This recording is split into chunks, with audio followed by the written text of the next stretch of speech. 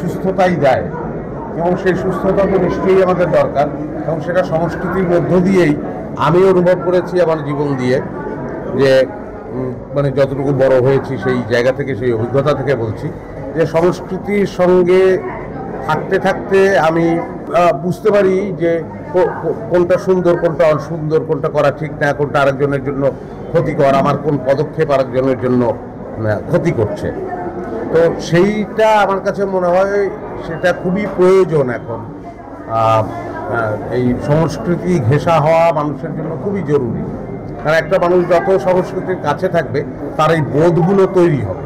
আমরা এখন তো দেখতে পাই যে এই মানে সোশ্যাল মিডিয়া বলতে আমরা যা বুঝি, সেখানে তো আমি দেখা গেল যে একটা কমেন্ট করে একটা লোককে খামাখাই আহত করে ফেললাম। কিন্তু আমি যদি কালচারের সঙ্গে যদি আমি থাকি, সেই অভ্যাস যদি আমার থাকে, তাহলে আমার মনে হয় না যে আমি একজনকে মানে শুধুই একটা যাচাই বাছাই না করে, বিচার না করে একটা কথা বলে আহত করে ফেলবো। আমরা মনে করি যে এতে কিছু যায় আসে না, আসলে এতে অনেক কিছুই যায় আসে। আমি জানিই না যে ওই লোকটার হয়তো ওই একটি আমার লেখা একটি কথায় তার হয়তো 1 মাস খারাপ গেল, তার মনটা খারাপ গেল, তো আমি একটা লোকের মন খারাপ করে দিলাম। আমি এদেরকে দোষ দেবো না, আমি বলবো যে সেই বোধের জাগরণটা দরকার। সেই বোধটা যখন জাগ্রত হবে তখন সেও এটা করবে না। তার মনে হবে যে আরে আমি এরকম একটা কথা বললেই না জেনে না বুঝে এবং বিবেচনা না করে, তো ওই লোকটার তো মনটা খুব খারাপ হয়ে যায়। এই বোধটা জাগ্রত হবে। আসলে আমরা এই বর্তমান সময় দেখি যে নামে বেনামে নানা অ্যাওয়ার্ড অনুষ্ঠান হয়, তারপর সেখানে হচ্ছে দেখা যাচ্ছে কেউ কিছু করে নাই, তারপরে হচ্ছে শুধু ড্রেস আপ বা নানা বিষয় নিয়ে আলোচনা সমালোচনা হচ্ছে, কিন্তু অ্যাওয়ার্ড অনুষ্ঠানে তাদের কোনো কোয়ালিটি বা কোনো কিছু নেই।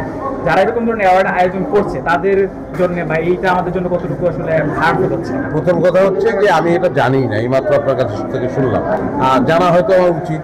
সোশ্যাল মিডিয়ায় অ্যাক্টিভ না হওয়ার কারণেই হয়তো জানি না, তবে এটা তো হওয়া উচিতই না।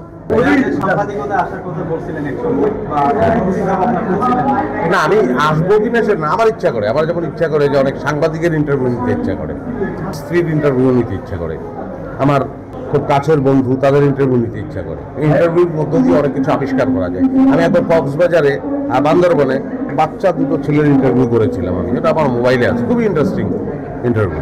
সংস্কৃতিটাকে জাগিয়ে তোলার জন্য ভূমিকা রাখেন আমাদের যারা অভিনেতা অভিনেত্রীরা, আমাদের শিল্পী সাংস্কৃতিক কর্মীরা, আমাদের গায়করা যে ভূমিকা রাখছেন, আমরা আশা করব তারা আরো বেশি ভূমিকা রাখবেন। জ্যাকপট নিয়ে গেলেন।